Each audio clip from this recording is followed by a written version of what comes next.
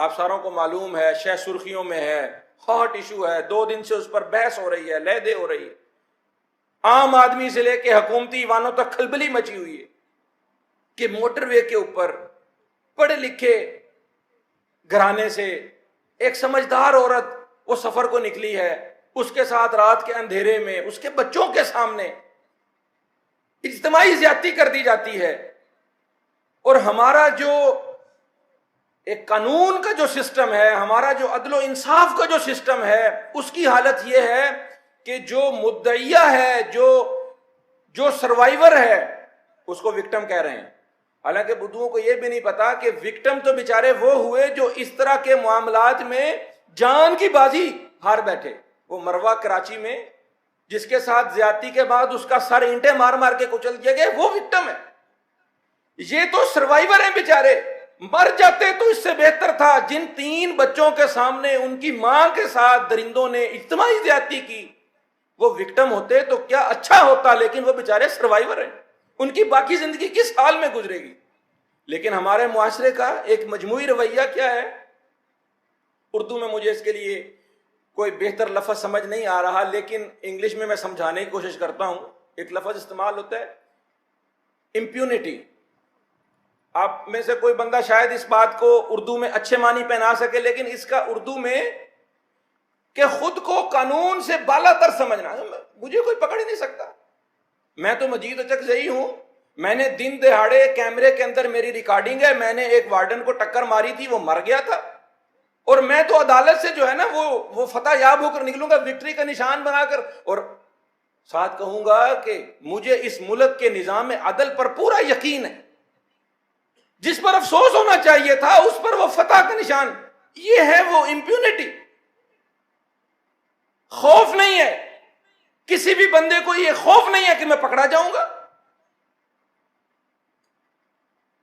اور دوسرا، خواتین کے بارے میں بے شک ہم یہ کہتے ہیں کہ ان سارے جرائم کا، ان سارے افسوسناک واقعات کا ایک سبب یہ ہے کہ ہم نے پہلے عورت کو ننگا کیا، اپنی ضرورت کے لیے اس کو سرے بازار برہنہ کیا، جن سے بازار بنایا،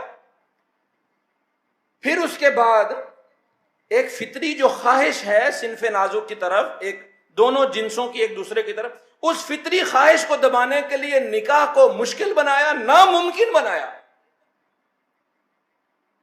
گویا ایک شیر کو آپ نے عرصہ بھوکا رکھا، اور بھوکا رکھنے کے بعد آپ نے اس کو زنجیر سے باندھ دیا، اور ساتھ ایک جگہ پر اس کے لیے بڑا مرغوب گوشت سجا کے رکھ دیا۔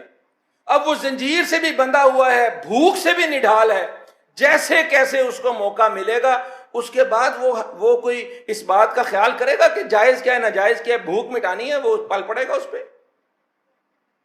ایسے ہی سرے بازار عورتوں کو اول تو برہنہ کیا، میڈیا سے لے کے عام ہر بندہ ذمہ دار ہے۔ پھر نکاح کو مشکل بنایا، ایک تو قانون کے ساتھ، اور پھر اپنے معاشرتی رسم و رواج کے ساتھ۔ 18 سال سے کم عمر کی شادی نہیں کرنی بھائی۔ اچھا جی 18 سال گزر گئے، 22 سال ہو گئے، 25 سال ہو گئے، گھر والے کہتے ہیں تمہارا تو بھی کمانے کا کچھ سلسلہ نہیں، کماتے ہو تو بہت تھوڑا ہے، ابھی تو تمہارا کچھ نہیں ہو سکتا۔ وہ جو 12 سال کی عمر میں جس میں یہ بھوک پیدا ہو گئی تھی، آپ نے اس وقت سے اس کو بھوکا رکھا۔ جو تو رضامندی سے زناکاریاں ہو رہی ہیں وہ تو رپورٹ نہیں ہو رہی، پھر جب جرائم ہو جاتے ہیں پھر اس کا نتیجہ کیا نکلتا ہے کہ آپ ان جرائم کو مسلسل رپورٹ کر رہے ہیں، منفی خبریں نشر پر نشر کر رہے ہیں۔ آپ کو پتا ہے کہ زینب کا جو قاتل تھا عمران، اس کو پھانسی کی سزا ہوئی، پتا ہے آپ کو؟ کسی کو نہیں پتا ہوگا۔ کیوں؟ جنگل میں مور ناچا کس نے دیکھا؟ بجائے اس کے کہ ہم جرائم کی خبروں کو نشر کرتے، جرائم سے سزا پانے والے لوگوں کی خبر کو نشر کریں۔ ہونا تو یہ چاہیے۔ اسلام کیا کہتا ہے؟ اسلام کہتا ہے رجم کی سزا دو، اور سزا دیتے وقت کیا کرو کہ لوگوں کے درمیان، مجمع عام کے درمیان اس کو نشان عبرت۔ سزا ہوتی کس لیے؟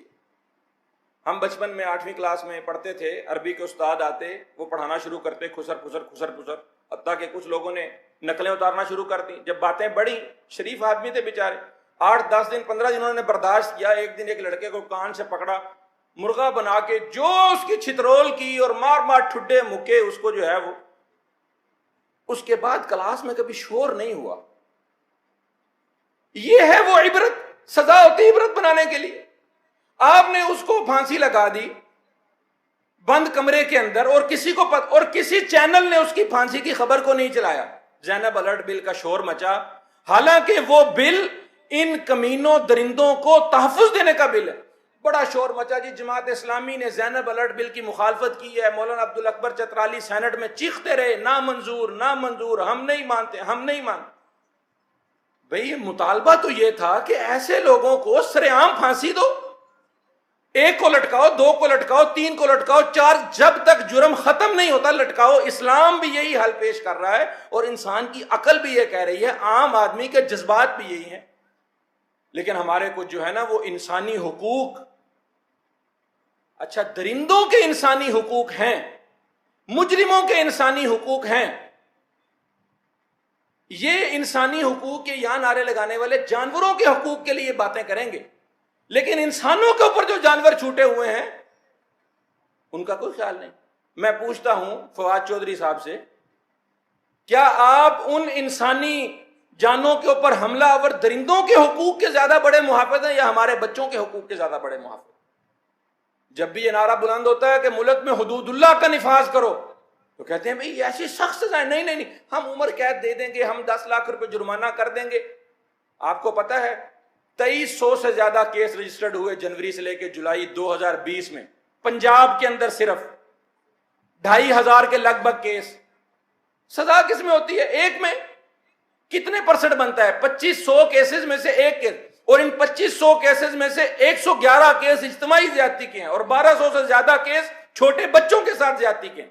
شرم آتی ہے ممبر کے اوپر کھڑے ہو کے مسجد کے اندر مجھے اس بات کو کرتے ہوئے.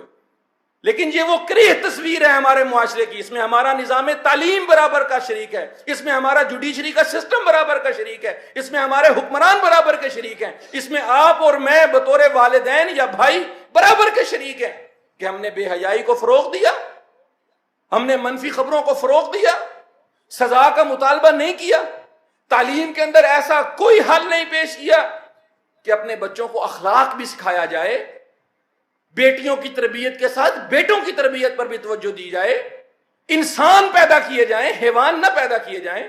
ہم سب اس میں شریک جرم ہیں. لیکن کم از کم شارٹ ٹرم حل، یہ تو لانگ ٹرم باتیں ہیں نا کہ ہم اپنے نظام تعلیم میں یہ باتیں ڈالیں، ہم اپنے جوڈیشری سسٹم کو صحیح کریں. Short term. بھائی ضیاء الحق نے پھانسی لگائی، 10 سال تک ملک میں دوبارہ کبھی ایسا کچھ نہیں ہوا. پوری دنیا میں قانون موجود ہے، ملائیشیا میں موجود ہے، سعودیہ میں موجود ہے، ایران میں موجود ہے، جرائم نہیں ہوتے. آپ نے جرائم کو روکنا ہے، ہمارے بچوں کو تحفظ دینا ہے. آپ نے ہم سے سوال نہیں کرنے کہ تم رات کو کیوں نکلے، تم پیٹرول بھروا کے کیوں نہیں نکلے، تم اکیلے کیوں نکلے. وہ سب اپنی جگہ غلط ہے. عورت کو اکیلے محرم کے نہیں نکلنا چاہیے تھا. عورت کو کیا، مرد کو رات کا سفر نہیں کرنا چاہیے. نبی صلی اللہ علیہ وسلم نے کہا کہ رات کے وقت کا تنہا سفر مجھے پتا ہے کہ کتنا خطرناک ہے، میں تم لوگوں کو بتا نہیں سکتا. صحیح بخاری کی روایت. وہ ساری باتیں اپنی جگہ، لیکن تحفظ دیجئے، امن و امان دیجئے. یہ کسی معاشرے کی ترقی کے لیے سب سے ضروری ہے، اور اسلام کے سوا کوئی امن کا ضامن ہو نہیں سکتا. اقول قولی